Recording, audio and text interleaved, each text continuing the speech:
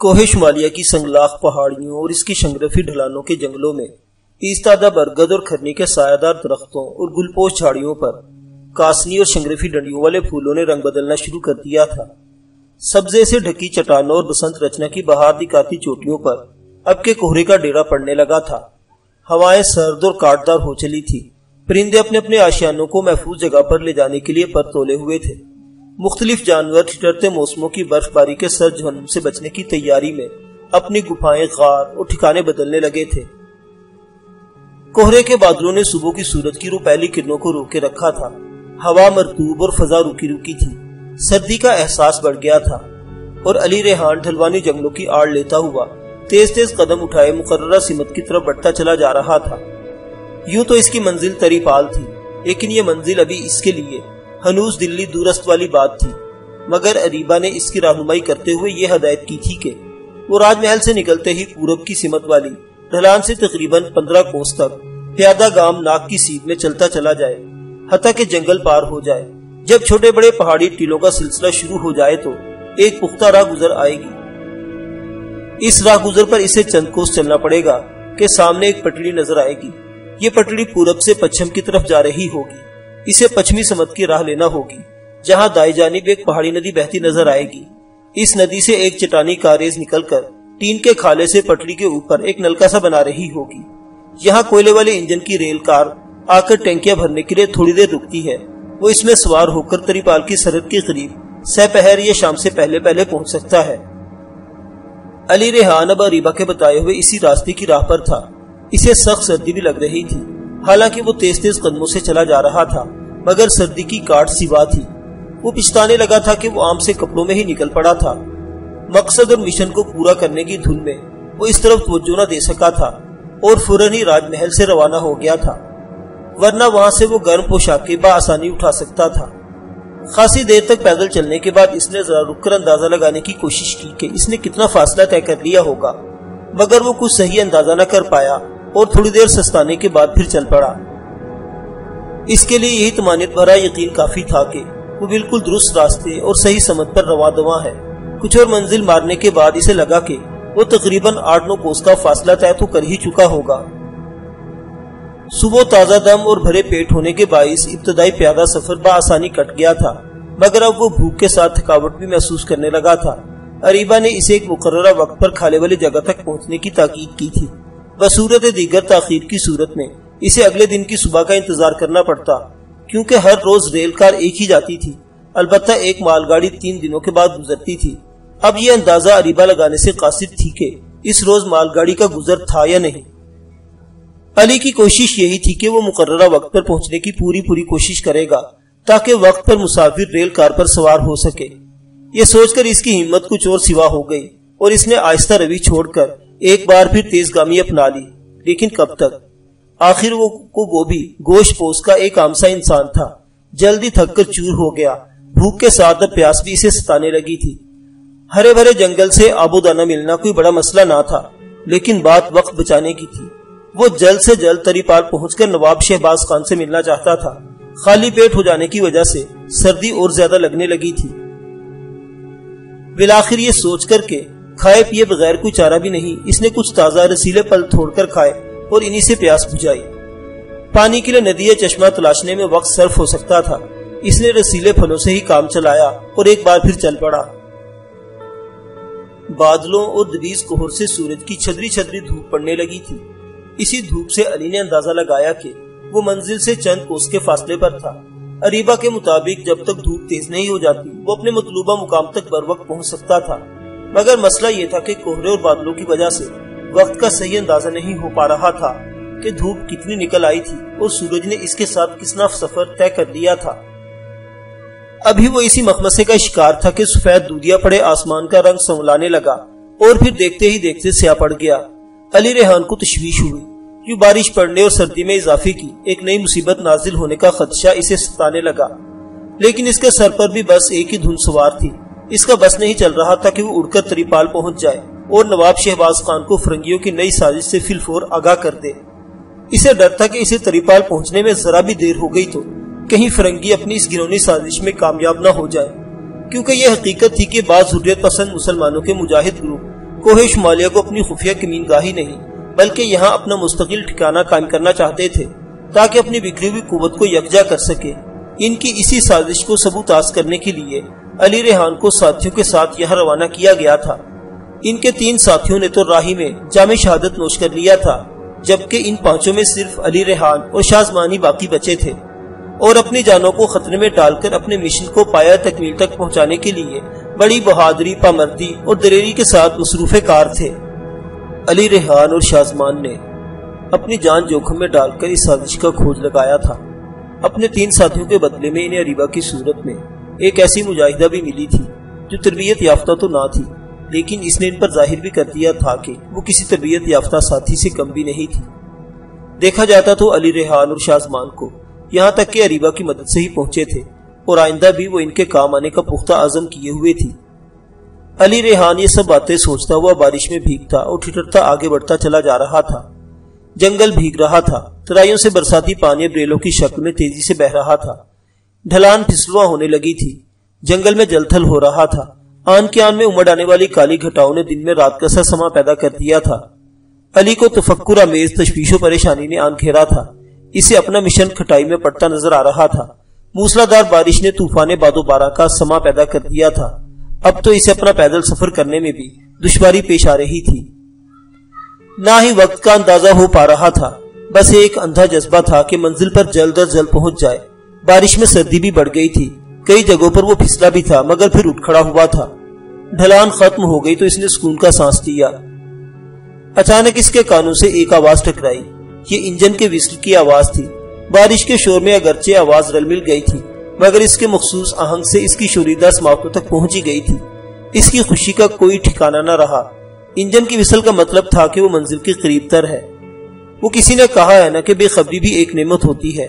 علی بھی وقت سے بے خبر تھا مگر سر پر جلدی پہنچنے کی فکر سوار تھی، اس لیے وہ بغیر رکے چلتا رہا تھا۔ اگرچہ کہیں کہیں وہ ٹھہرا بھی تھا مگر پھر چل پڑا تھا۔ اسی کوشش پہم نے اسے شاید بر وقت منزل پر پہنچا دیا تھا۔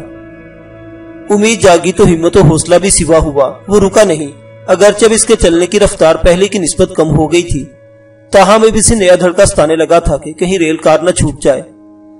باوصف کوشش کے وہ اپنی رفتار میں خاطر خواہ اضافہ نہ کر سکا۔ ایک بار بے دم اور تھک کر گرا تو اٹھ نہ پایا۔ وہ مولسری کی بھیگی ہوئی جھاڑیوں پر گرا، سانس بری طرح پھولی ہوئی تھی، جسم تھک کر چور ہو رہا تھا۔ اس نے اپنے گھٹنے سمیٹ کر اور بازوں کے سہارے کھڑے ہونے کی صحیح کی اور ذرا اٹھا مگر پھر گر گیا۔ مسلسل تیز گامی، تھکاوٹ اور سانس پھولنے کے باعث آکسیجن کی کمی واقع ہونے لگی تھی اور اس پر ترا یہ کہ دھواں دار بارش نے رہی صحیح کسر پوری کر دی تھی، کیونکہ ایسی حالت میں طوفانی بارش بھی آکسیجن کی کمی کا سبب بنتی ہے۔ یہی وہ وقت تھا جب اس پر غشی سی طاری ہونے لگی تو اس کی ڈوبتی سماعتوں سے ایک تیز سی آواز ٹکرائی۔ اس کا دل یکبارگی زور سے دھڑکا اور پھر اسے ہوش نہ رہا۔ لیش بروجر بڑا کھاک اور زیرک دماغ شخص تھا۔ اسے تو پہلے ہی یقین کی حد تک ان تینوں گویوں پر حریت پسند گروپوں کے جاسوس ہونے کا شبہ تھا، اور اب جب اس نے یہ سنا کہ ان کا ایک ساتھی سوشیل مہاراجہ اور جان پال کے درمیان ہونے والی اہم نشست کے فوراً بعد راج محل سے کہیں نکل گیا ہے تو اس کا ماتھا ٹھنکا۔ اسے ان تینوں کو مشکوک اور جاسوس ثابت کرنے کے لیے ٹھوس ثبوت کی ضرورت تھی تاکہ وہ سیناپتی محسن کو منہ توڑ جواب دے سکے۔ اس کا ذہن تیزی سے کام کرنے لگا۔ اس نے سب سے پہلے سرحدوں پر ناکہ بندوں کو علی ریحان کا ناک نقشہ بتا کر ہوشیار کر دیا۔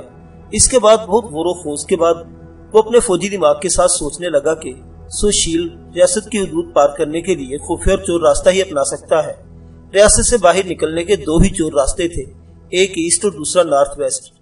ایسٹ کا راستہ اس عظیم کوہستانی سلسلے کو باہر نکلتا تھا اور وہ بہت زیادہ طویل اور دشوار گزار تھا۔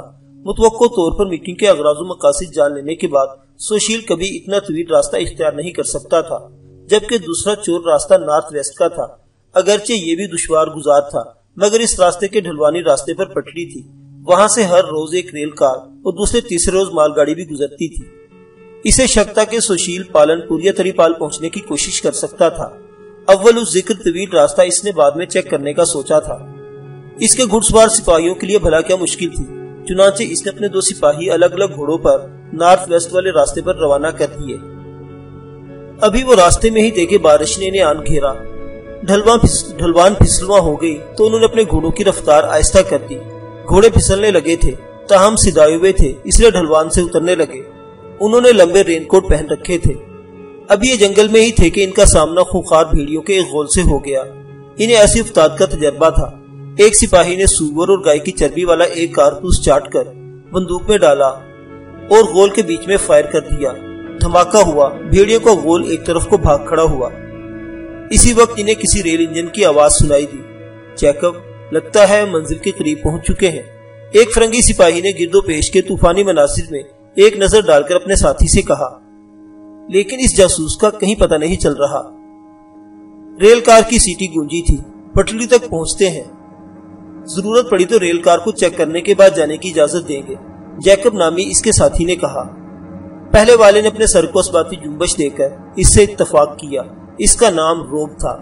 دونوں نے اپنے گھوڑے آگے بڑھا دیے۔ اچانک روب کو اپنے دائیں جانب گلی گھاس پر ایک درخت کے پاس کوئی گرا پڑا نظر آیا۔ جیکب، اس نے اپنے آگے جاتے سپاہی کو آواز دی۔ کیا ہوا؟ جیکب نے اپنا گھوڑا روک کر گردن موڑ کر پوچھا۔ اس طرف کوئی بے ہوش پڑا ہوا ہے، روب نے کہتے ہوئے فوراً اپنی بغل میں جھولتے ہوئے کارتوسوں کے تھیلے سے ایک کارتوس نکال کر چاٹا اور بندوق میں بھر لیا۔ اپنے ساتھی کی دیکھا دیکھی جیکب نے بھی یہی کیا تھا۔ روب نے فوراً مذکورہ سمت کی جانب اپنا گھوڑا موڑ دیا اور بے سود پڑے آدمی کے قریب جا کر اسے روک لیا۔ دونوں محتاط انداز میں اپنی بندوقیں سنبھالتے نیچے اتر آئے۔ ارے، روب کے منہ سے بے اختیار برآمد ہوا، یہ تو وہی ہے ہمارا شکار سوشیل۔ مگر اسے کیا ہوا روب؟ جیکی بولا۔ دیکھو ذرا، مر تو نہیں گیا ہے کہیں؟ روب آگے بڑھا اور سوشیل، جو در حقیقت علی ریحان ہی تھا، پر جھک کر اس کا جائزہ لینے لگا۔ پھر سیدھے کھڑے ہو کر جیکب سے بولا، یہ زندہ ہے، بیمار لگ رہا ہے، لگتا ہے سرد موسم اور تھکاوٹیں سے نڈال کر کے بے ہوشی پر مجبور کر دیا ہے۔ میرا خیال ہے اسے ادھر ہی گولی مار کر چل واپس پڑتے ہیں، جیکب نے جان چھڑانے کے انداز میں کہا۔ موسم بہت خراب ہو رہا ہے، کہاں اس مصیبت کو ساتھ لیے پھریں گے؟ تجویز تو تمہاری بری نہیں، لیکن لیفٹ بروجر، روب نے دانستہ اپنا جملہ ادھورا چھوڑا تو جیکی بولا، اس کی پرواہ مت کرو، بتا دیں کہ ہمیں کہیں دیکھ کر فرار ہونے کی کوشش میں چلتے ہوئے ریل کار پر سوار ہو رہا تھا، ہم نے گولی مار دی۔ جیکب نے تجویز سجھائی۔ چلو پھر جلدی کرو۔ بالآخر روب نے اس کی شفاقانہ تجویز پر ساتھ کرتے ہوئے کہا، کون گولی مارے گا؟ یہ کام میں ہی کرتا ہوں، تم ذرا گھوڑوں کی رسی کو مضبوطی سے پکڑے رکھنا، دھماکے کی آواز پر یہ بھاگ نہ کھڑے ہوں۔ جیکب نے اس سے کہا، میں انہیں ذرا دور ہی لے جاتا ہوں، تم ذرا جلدی اپنا کام نمٹا لو۔ روب نے کہتے ہوئے قدم بڑھائے اور دونوں گھوڑوں کی رسیاں پکڑے، اس سے چند قدم دور جانے لگا۔ ادھر شفاق جیکب نے اپنی بندوق سنبھالی، چند قدم پیچھے ہٹا اور نرم گھاس پر بے سود پڑے علی ریحان کے سینے کا نشانہ لینے لگا۔ اس کی انگلی لبلبی پر تھرکنے لگی اور پھر اگلے ہی لمحے اس کی بندوق نے دھماکے سے شعلہ اگلا۔ فائر کی آواز سے جنگل گونج اٹھا تھا۔ مہمانگاہ کے کمرے میں رینا افسردہ سی بیٹھی تھی۔ شوکت اس کے قریب ایک کرسی پر بیٹھا متفکر نظروں سے اسی کی طرف دیکھ رہا تھا۔ ڈرائیور امجد خان، نندو بابا اور شانتا مہمانگاہ کے گوشہ عام میں موجود تھے، جبکہ رابرٹ باہر کہیں تھا۔ البتہ کمرے میں رینا اور شوکت کے علاوہ ایک تیسرا فرد بھی موجود تھا۔ یہ گارشیا تھی۔ وہ ایک قریب دھری پڑی مسہری پر گاؤ تکے سے پوچھ ٹکائے بظاہر کوئی کتاب پکڑے بیٹھی تھی، مگر اس کی ساری توجہ اور گاہے بگاہے نگاہیں ان دونوں کی جانب اٹھتی تھی۔ اسے ان چند ایام میں ہی ادراک ہو چلا تھا کہ شوکت، حسین اور رینا ایک دوسرے کے بہت قریب آ چکے ہیں، اور گارشیا اس کی وجہ پروفیسر ہنری کی موت یا قتل اور بعد میں اس کے بھائی رابرٹ کی جھوٹی گواہی دینے کو سمجھتی تھی۔ اگرچہ کچھ دن پہلے گارشیا نے یہ جھوٹ بول کر شوکت کا رینا سے دل خراب یا اس کی طرف سے مایوس کرنے کی کوشش کی تھی کہ رابرٹ اور رینا ایک دوسرے کو بچپن سے چاہتے آ رہے ہیں اور بہت جلد شادی بھی کرنے والے ہیں، مگر اب گویا چند ہی دنوں میں جیسے بہت سا پانی پھولوں کے نیچے سے گزر گیا تھا۔ یہی سبب تھا کہ گارشیا کے دل میں رینا کے لیے پہلے سے زیادہ رقیبانہ جذبات پروان چڑھنے لگے تھے۔ اس نے دونوں کا جتنا راستہ کھوٹا کرنے کی کوشش کی تھی، وہ اتنا ہی ایک دوسرے کے قریب ہوتے چلے گئے تھے، اور اب آئندہ کے حالات بھی مزید اسی طرف اشارہ کرتے دکھائی دے رہے تھے۔ مجھے رابرٹ سے ایسی گھٹیا حرکت کی بالکل بھی توقع نہ تھی، رینا نے ہولے سے کہا۔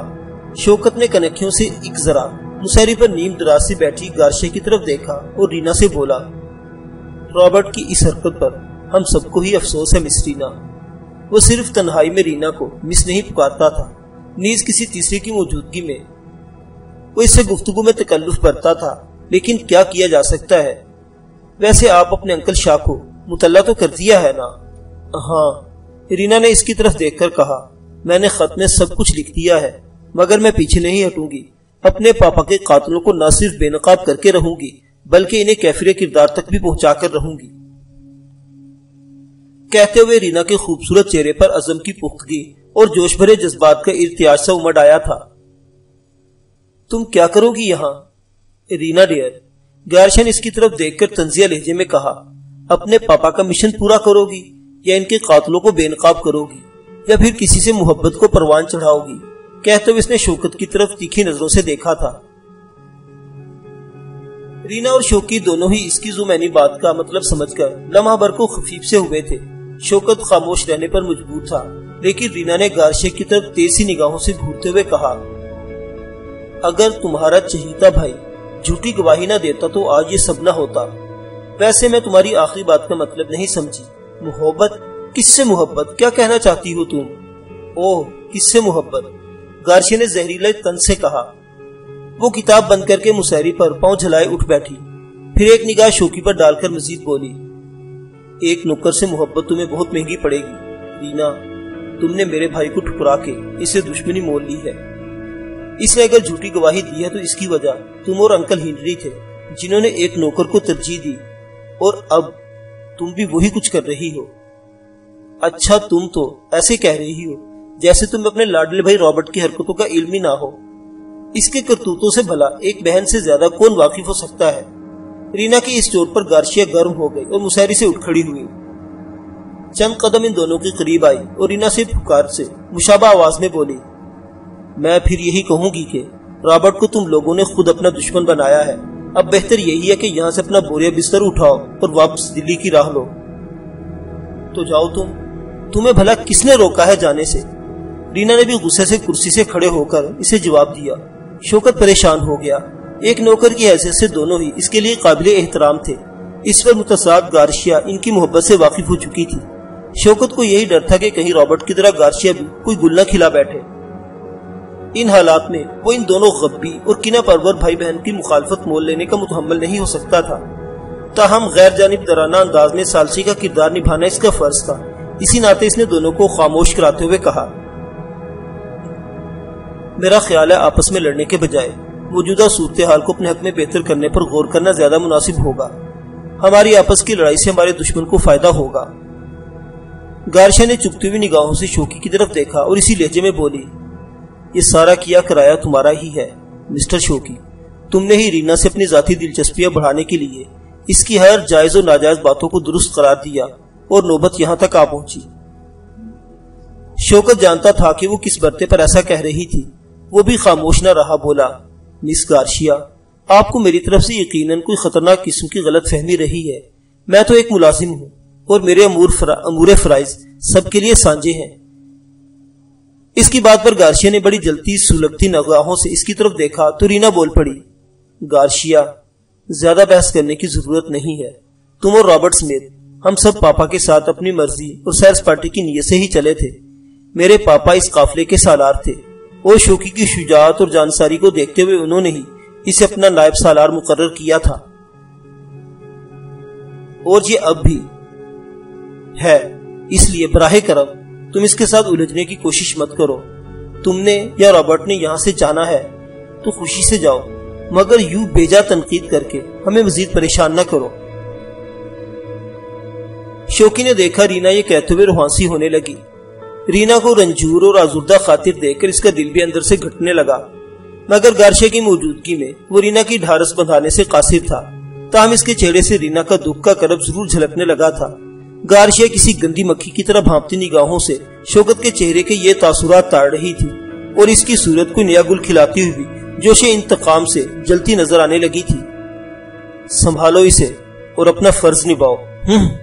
گارشیا بالآخر اپنے اندر کی گندگی ظاہر کیے بنا رہ سکی اور غصے سے پاؤں پٹخر پلٹی اور دوبارہ مسہری پر جا کر کتاب تھامے لیٹ گئی۔ وہ حسد اور کینہ پروری کی اپنی ہی آگ کے اندر جلنے سلگنے لگی۔ شوکت نے اس کے لیے یہی سزا تجویز کر رکھی تھی، اس کے منہ لگے بغیر ہی اسے اپنی ہی آگ میں جلتا چھوڑ دے، کہ یہی سزا اس کے لیے کافی تھی، کیونکہ یہی اس کا مقدر بھی تھی۔ وہ اب کی بار گارشے کی موجودگی کی پرواہ کیے بغیر رینا کے ساتھ ہولے سے مخاطب ہو کے بولا، مس رینا پلیز، آپ دل چھوٹا نہ کریں اور نہ ہی اس کی بات بھی کو پرواہ کریں کہ کون ہمارے بارے میں کیا سوچتا ہے۔ میں آپ کے ساتھ ہوں، ہم مل بیٹھ کر کوئی حل سوچ لیں گے۔ کہتے ہوئے شوکی نے رینا کے معصوم اور دلکش چہرے پر اپنی نظریں گاڑے رکھی۔ اس نے دانستہ اپنی آواز نیچی رکھی تھی، کہیں گارشیا کے کانوں تک نہ پہنچ جائے اور وہ پھر نہ زہر اگلنا شروع کرتے۔ ادھر گارشیا بھی بظاہر کتاب پر نگاہیں جمائے ہوئے تھی، مگر درون خانہ وہ ان دونوں کے کان کترنے کی کوشش کر رہی تھی۔ اس نے شوکی کو رینا سے بڑی آہستگی سے کچھ کہتے تو سنا، مگر اس کے کہے ہوئے الفاظ نہ سن سکی۔ اچانک شوکی کو رینا کے چہرے سے کچھ عجیب سی بے جانی کے تاثرات مترشح ہوتے محسوس ہوئے۔ وہ اپنا نچلا ہونٹ موتیوں جیسے دانتوں کی بالائی قطار تلے دبائے ہوئے تھی اور ساتھ ہی چور سی نگاہوں سے کونے میں بچھی مسہری پر نیم دراز کتاب پڑھتی گارشیا کی طرف دیکھنے لگی۔ تبھی اس نے اپنی پوشاک سے ایک خط نکال کر شوکی کو تھمایا اور ہولے سے بولی، اسے پڑھ لو جلدی سے، یہ مجھے انکل مائیکل شاہ نے بھیجا ہے۔ شوکی نے حیران سی نظروں سے خط لیا اور پڑھا۔ پڑھنے کے بعد اس نے وہ خط رینا کو واپس کر دیا۔ کیا کہتے ہو اس خط کے بارے میں تم؟ رینا نے اس کی رائے لینا چاہی۔ انکل شاہ بھی اس معاملے میں کوئی مدد کرنے سے قاصر ہے۔ خط پڑھنے کے بعد شوکی فقط یہی کہہ سکا اور رینا کا دل ایک بار پھر اندر سے گھٹنے لگا۔ وہ شوکی کی بات کو نظر انداز نہیں کر سکتی تھی۔ مائیکل شاہ کا دوسرا خط لیف بروجر اور تیسرا مہاراجہ چندر گپتا کو موصول ہوا۔ ان خطوط کے آنے کی دیر تھی کہ مہمانوں سے کہہ دیا گیا کہ وہ نقص امن کی خاطر راج محل کو چھوڑ کر کہیں اور ٹھکانہ بنا لیں۔ ریاست کی طرف سے ان کے ساتھ ہر قسم کی مدد حال شامل رہے گی۔ رینا پر یہ حکم بجلی بن کر گرا۔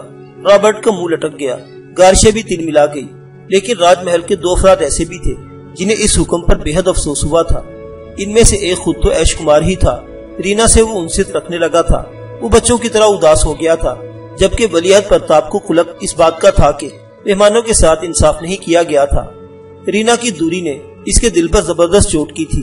وہ اس سے ملنا چاہتا تھا، اس کی دل جمی اور دلداری کرنا چاہتا تھا، مگر اس میں اس فیصلے کے بعد رینا کا سامنا کرنے کی ہمت نہیں ہو پا رہی تھی۔ اس فیصلے کے بعد مہاراجہ شدت سے منتظر تھا کہ پرجا کی طرف سے کیسا رد عمل ظاہر ہوتا ہے، لہٰذا وہی ہوا جیسا کہ سوچی سمجھی اسکیم کے تحت ہونا تھا۔ اس فیصلے کے بعد سب کچھ ٹھنڈا پڑ گیا۔ مہاراجہ چندر گپتا کو اپنے سر سے ایک بہت بڑا بوجھ ہٹتا محسوس ہوا۔ مہارانی نجو بائی نے خوب بڑھا چڑھا کر مہاراجہ کے سامنے اپنے بیٹے ایش کمار کی تعریفوں کے پل باندھ دیے اور وہ بھی سر دھننے لگا۔ ادھر ان باتوں اور گمبھیر معاملات سے بے خبر رابرٹ سونجنا کے گرد اپنا جال ڈالنے کی کوشش میں مشغول تھا۔ وہ دونوں ایک بارہ دری اور شاہ نشین کے قریب قدرے تنہا گوشے میں کھڑے باتیں کر رہے تھے۔ سونجنا نے آج گلابی رنگت کی بنارسی ساڑی پہن رکھی تھی۔ وہ ایک کم عمر اور نازک اندام نظر آنے والی دوشیزہ تھی۔ اس کی طبیعت میں شرمیلا پن مگر سوچوں میں متلول مزاجی تھی۔ ہر لمحے کا نیا پن اس دوشیزہ کے لیے ایک تجسس کا درجہ رکھتا تھا۔ اب بھی وہ رابرٹ کی باتوں پر ایک تحیر امیز نگاہوں سے اس کی طرف تکے چلی جا رہی تھی۔ کبھی وہ اس کی کسی بات پر شرم سے سرخ ہو جاتی اور سر جھکا لیتی تھی۔ رابرٹ اسے انگلستان اور لندن کی باتیں بتا رہا تھا، وہاں کی آزاد خیال زندگی، نیا ماحول، ہر قسم کی اقدار بھری پابندی سے آ رہی زندگی کے بارے میں بتا رہا تھا۔ وہاں کے کلبوں کا بھی اس نے خاص طور پر ذکر کیا تھا اور کچھ ایسے انداز میں کیا تھا کہ سونجنا کا چہرہ ایک بار تو شرم سے سرخ ہو گیا، مگر وہ بھی رابرٹ کی ایسی باتوں پر دلچسپی لینے پر مجبور ہو گئی۔ میرا دل کرتا ہے تمہیں ایک بار انگلستان ضرور لے کر جاؤں، وہاں تمہیں سب سے پہلے لندن کی سیر کراؤں، کلبوں میں لے جاؤں، مجھے یقین ہے کہ تم بہت انجوائے کرو گی۔ رابرٹ کسی ندیدے لومڑ کی طرح اس پر ڈورے ڈالنے میں مصروف تھا۔ لیکن میں بھلا کیسے اتنی دور سمندر پار جا سکتی ہوں؟ سونجنا بھی اندر ہی رابرٹ کے کھینچے ہوئے نقشے سے لطف اندوز ہوتے ہوئے کہا، پانی کے جہاز میں۔ وہ بولا، کیا ہے سفر کبھی تم نے پانی کے جہاز میں؟ نہیں تو۔ سونجنا نے سادہ لوہی سے نفی میں اپنا سر ہلایا۔ تو پھر کیا دیکھا ہے تم نے دنیا میں؟ رابرٹ اس کے معصوم سے تجسس کو ابھارتے ہوئے بولا، کبھی کر کے دیکھو پانی کے جہاز میں سفر کتنا مزہ آتا ہے، بے اکراں پھیلے ہوئے سمندر کی گود میں ہلکورے لیتے ہوئے۔ ہے بھگوان، مجھے تو سمندر بہت اچھا لگتا ہے، مگر کبھی دیکھا ہی نہیں ہے میں نے۔ وہ بولی، معاف کرنا، تم کہنے کو تو ایک راجکماری ہو، لیکن سچی بات کہوں تمہاری حیثیت یہاں ایک قیدی سے بڑھ کر کچھ نہیں۔ وہ مکار لومڑ کی طرح بولا، ان پہاڑوں اور جنگلوں میں گھری ہوئی یہ قلعہ زندگی بھی کوئی زندگی ہے۔ سوجنا کو رابرٹ کی باتوں میں بے حد کشش محسوس ہو رہی تھی، پھر وہ اداس بھی ہو گئی، جسے رابرٹ کی لومڑ جیسی مکار آنکھوں نے فوراً تاڑ لیا۔ یوں اسے ایک ذرا جسارت کا موقع ملا اور اس نے سوجنا کی نرم و نازک تھوڑی پر ہاتھ رکھا۔ سوجنا کچھ نہیں بولی تو وہی ہاتھ پھسل کر سوجنا کی گردن اور پھر اس کے دائیں مہین سے گال تک چلا گیا۔ سوجنا جیسی انچھوئی دوشیزہ کے لیے ایک بھرپور مرد کے کھدرے ہاتھ کا یہ لمس بہت سنسنی خیز اور انوکھے پن کا احساس دلاتا محسوس ہوا۔ وہ سرخ ہونے لگی اور دھیرے سے اس نے اپنا کومل سا چہرہ تھوڑا سا پیچھے سرکا لیا۔ وہ اپنے لطیف اور رانا وجود پر ایک جوان مرد کے لمس کی گرمی کو برداشت نہیں کر پا رہی تھی۔ سوجنا سچ کہتا ہوں، یہ کوئی زندگی نہیں، وہ ہمت کر کے آگے بولا۔ بے شک تم ریشم و کم خواب میں سوتی ہو، شاہانہ زندگی گزارتی ہو، لیکن کبھی تم نے ان چوباروں سے کھلے نیلے آسمان پر اڑتے پنچھیوں کو دیکھا ہے؟ کتنے خوش ہوتے ہیں یہ اپنی آزادی پر۔ بیکنا پھیلے آسمان کی وسطوں پر اڑان بھر کے انہیں خوشی ہوتی ہے۔ آزما لو، کبھی انہیں سونے کے پنجرے میں بند کر دو، یہ ایک دم اداس ہو جائیں گے۔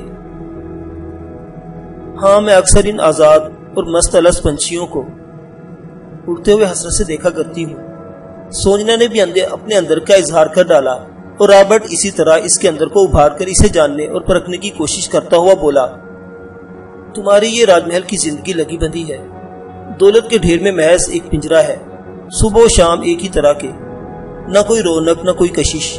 کہیں جاؤ تو تم لوگوں کے ساتھ 50 لوگ ہوتے ہیں، انہی کے دائرے میں قید رہتے ہوئے تم کہیں باہر ہوتے ہوئے بھی ایک قیدی ہی تو ہوتی ہو۔ مزہ تو اکیلے یا اپنے کسی ایک دل پسند ساتھی کے ساتھ آزاد ماحول میں گھومنے پھرنے کا ہے، ایسا ساتھی جو تمہیں بہت چاہتا ہو، تم سے بے حد پیار کرتا ہو، جیسے میں اور تم۔ چالاکی سے یہ کہتے ہوئے رابرٹ نے سوجنا کے چہرے کی سرخ پڑتی رنگت کو غور سے اور بھانپتی ہوئی نظروں سے دیکھا۔ وہ اس وقت ایک بھوکا مگر شاطر لومڑ دکھائی دے رہا تھا جو اپنے کسی شکار کو پھانسنے کی کوشش میں لگا ہو۔ اس نے دیکھا کہ سوجنا اس کی بات پر شرمائی تو ضرور تھی، مگر ایک آہ سی بھر کر اس نے رابرٹ کو ایک حسرت زدہ سی مسکراہٹ سے بھی نواز دیا تھا۔ رابرٹ مزید جسارت کرنے اور چکر چلانے کے موڈ میں تھا، مگر کسی کی آمد پر اسے اپنا یہ سلسلہ موقوف کرنا پڑا۔ رابرٹ تصور میں سوجنا کو ایک سونے کی ایسی چڑیا سمجھنے لگا تھا جسے وہ حقیقتاً ایک ہی بار ذبح کر کے سارے انڈے ہتھیا لینا چاہتا تھا۔ اسے بہکا کر وہ یہاں سے سونے کی گٹھڑی کے ساتھ ہی بھگا لے جانا چاہتا تھا، کیونکہ یہاں رہتے ہوئے رابرٹ نے ایسے نادر و پیش قیمت نمونے دیکھے تھے جن کی انگلستان میں بڑی کھپت اور مانگ تھی۔ خود رابرٹ انگلستان میں ایک تیسرے درجے کی زندگی گزار رہا تھا، مگر سوجنا سے وہ یہ بھی کہتا تھا کہ اس کا باپ بہت امیر کبیر اور جاگیردار شخص تھا، لندن کے مضافات میں ایک بڑی کاؤنٹی کا مالک، جس کے مرنے کے بعد اب وہی مالک ہے۔ معزز سامعین حضرات، یہ دلربا داستان ابھی جاری ہے، مزید واقعات اگلی قسط میں۔ دیکھتے رہیے ناولستان، اسلامی اور تاریخی کہانیوں کا مرکز۔ اللہ حافظ۔